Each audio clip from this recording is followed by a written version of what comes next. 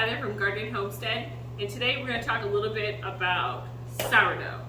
Now, how to make sourdough, what to do with all of your sourdough, and how to keep this thing going and healthy and happy. So this is going to be a pretty short video. Stick with me through it, and I'm going to show you what I do because obviously I collect a lot, and we're going to talk through what I do and how I keep this from becoming just too much sourdough starter, okay? So the first things first is, why do I have my sourdough out? Well, I'm off work tomorrow and I'm going to make, I think, sourdough pretzels is what I'm feeling this week. So that means that I want to feed my sourdough tonight so that it is ready to go and bubbly and amazing. And ready for tomorrow morning. So this is the one that I keep out on my countertop that I feed every day, right? This is the one that lives in my fridge. So the reason I do this is this one, if I were to be feeding these every day, I'd be going through absurd amount of flour, right? And I quite frankly, I don't need that much sourdough. So what I will do is I will weigh this every night, and then I do a 1-to-1 ratio because we're established. So there's no reason to overfeed it. We're just maintaining at this point. But this one, when it sits in my fridge, I don't feed it until I want to use it. So that's what we're doing tonight. So I got my little scale. Let's see where we're at for weight. So we got an empty jar. Oh, I've got some that I just washed. That'll work. So let's get us turned on here. Start with weighing the jar. Zero it out. Swap it. Let's see where we're at. So 248 grams. This is gonna get pretty full. You know what I think we're gonna do? We're gonna mix it in this big bowl. It doesn't need to live in this jar. And then we'll just stick some back in here because I don't want to use it all. We're gonna keep some, but I want to use a good portion of this tomorrow because I just have too much of it. All right, that'll do. Close enough. All right. So 242. What's up, Dawson? He did not understand a word you just said, kiddo.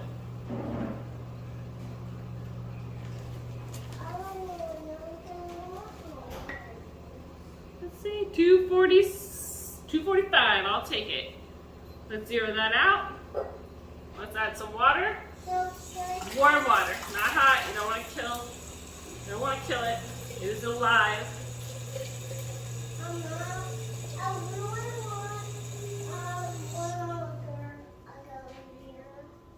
You want a gummy bear?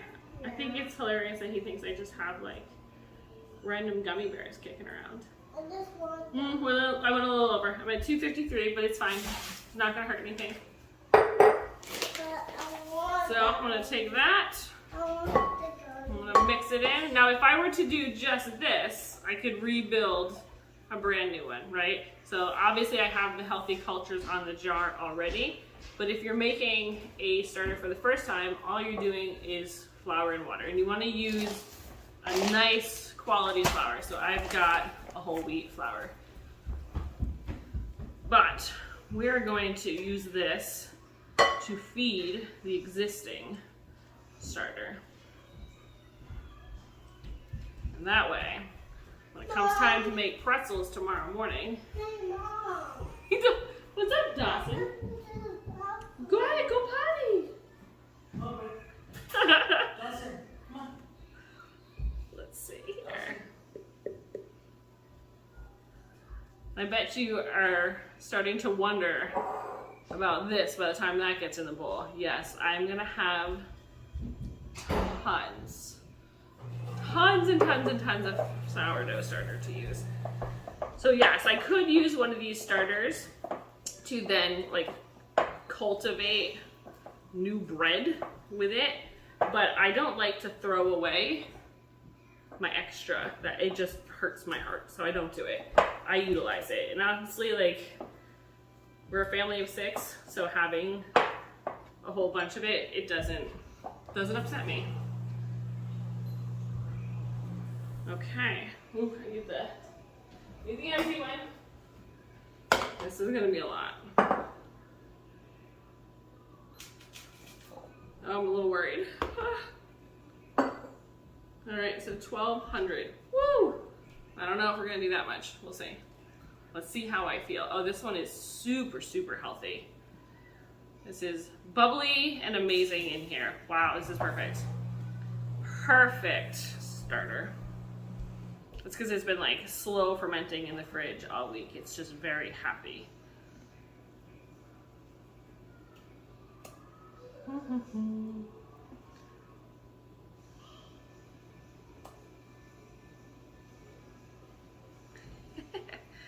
Okay, come on, starter.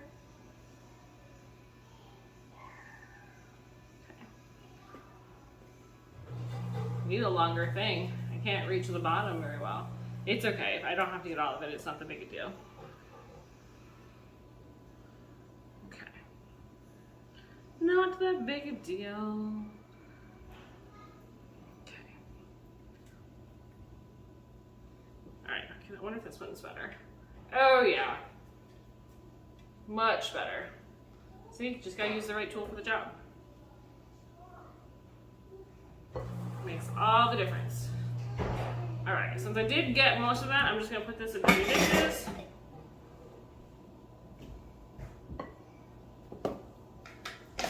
And let's start dishing out the flour.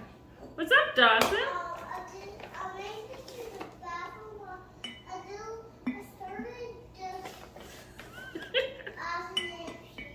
You started to accidentally pee before you made it to the bathroom? That's okay, accidents happen. The joy of a 4-year-old. He waits until it's almost impossible to be successful before he runs to the bathroom. We are not going to do the full amount because it's just too much. We're gonna give it about a 50% feeding. Maybe a little over.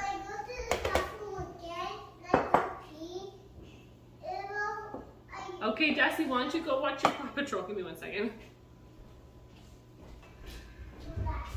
Okay, let's feed this. I should have gotten a bigger bowl.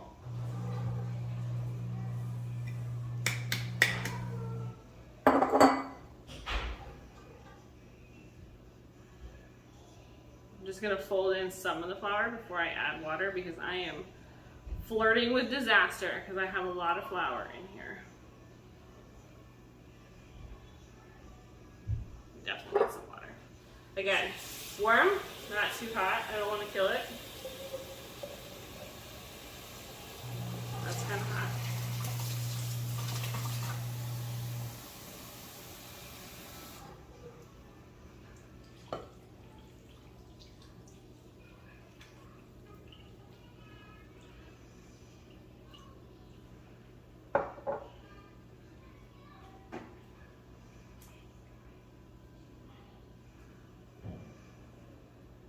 You're probably wondering why on earth I would ever need this much because it's a lot, and I realized that we've got 4 kids, and in the summers I tend to spend most of my time in the garden, so I don't do as much of this kind of stuff, the baking and the cooking and the meal prepping and freezer meals and all of that. I don't do that in the summer because I would rather be in my gardens.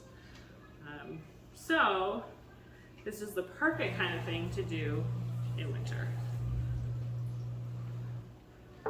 So yes, I am supposed to be measuring this exactly. I generally do like a 1-to-1 ratio. I am not overthinking this, clearly. if you do it enough, you will be able to kind of just know when you have it right. But if you are brand new to this, weigh it. That way you just don't kill it, right? You don't want to kill your starter.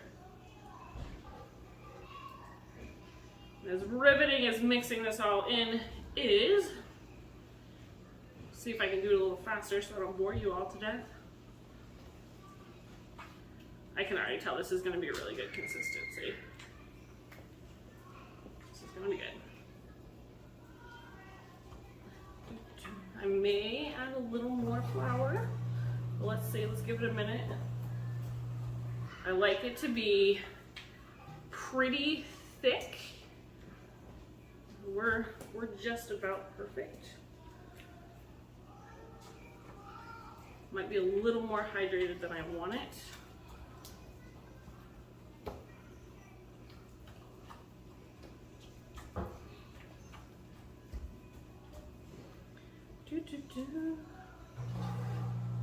I'm pretty happy with this actually. I think we're good.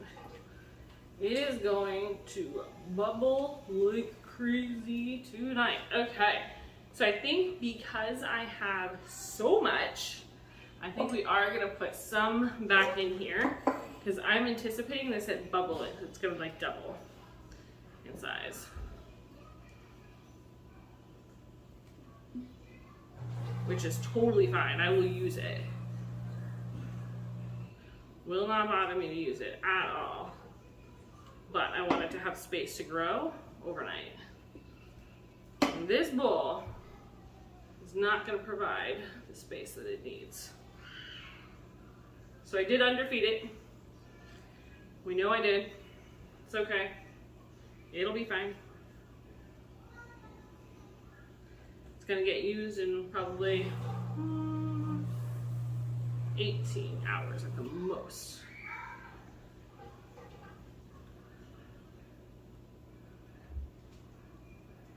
So make sure you give it at least enough space to double itself. I had one more big one somewhere, didn't I? Yep.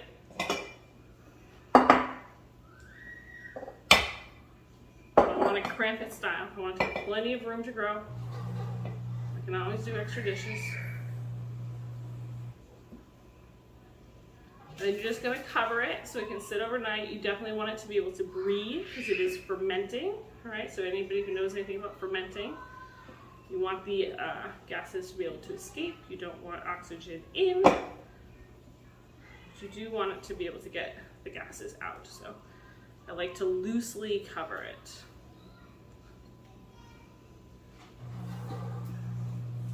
Ooh, we can do more. I wonder if maybe I'll make something in addition to pretzels. I made bagels last week, so we have plenty of bagels, and I made tons of waffles with this last week. So we don't need waffles in the freezer. We don't need bagels. Although my kids will kill waffles. They love waffles.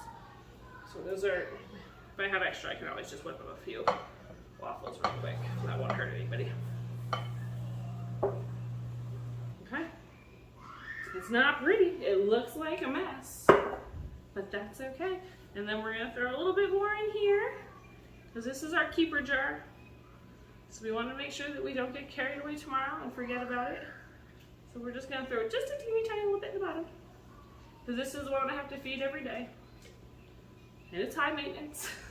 So we start each week with just a little. And that way, if I don't feel like doing stuff next weekend, I don't have to. We'll put this jar back over here. It'll sit happily. And then we're gonna let these three sit on the counter overnight and do their thing. So there we go. How do you feed and prep your sourdough starters so that you can use them the next day? Pretty easy, messy, but easy. All right, you guys, till next time, I hope this helps and I hope it inspires you to make something for yourself. Perhaps sourdough pretzels.